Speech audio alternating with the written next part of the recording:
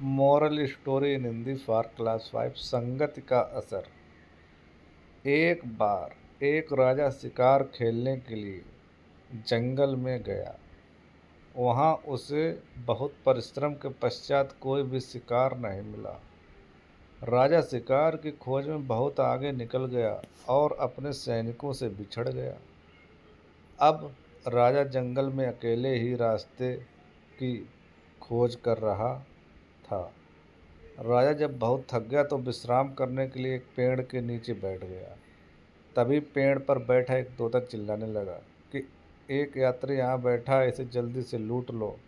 इतना सुनते ही राजा वहाँ से भाग निकला। राजा जान गया कि यहाँ जरूर आसपास डाकू होंगे, तभी तोता लूटने की बात कर रहा है। बहुत दूर जाने के पश्चात राजा फिर से विश्राम करने के लिए एक पेड़ के नीचे बैठ गया। उस पेड़ पर एक तोता बैठा था। वह बहुत विनम्रता भरे लहजे में बोला, श्रीमान, पास में ही हमारे संत जी का आश्रम है। आप आइए और वहाँ जलपान कर विश्राम करें। तोते की बात सुनकर राजा बहुत विस्मित हुआ। राजा पास में बने आश्रम में चला गया और वहाँ मौजूद संत जी के शिष्यों ने राजा का उचित मान सम्मान किया। राजा ने संत जी को दोनों तोतों की बातें बताई।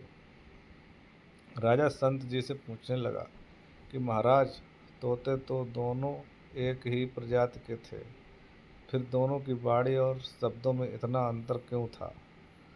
संत जी कहने लगे, राजन, इस में तोते का कोई दोष नहीं।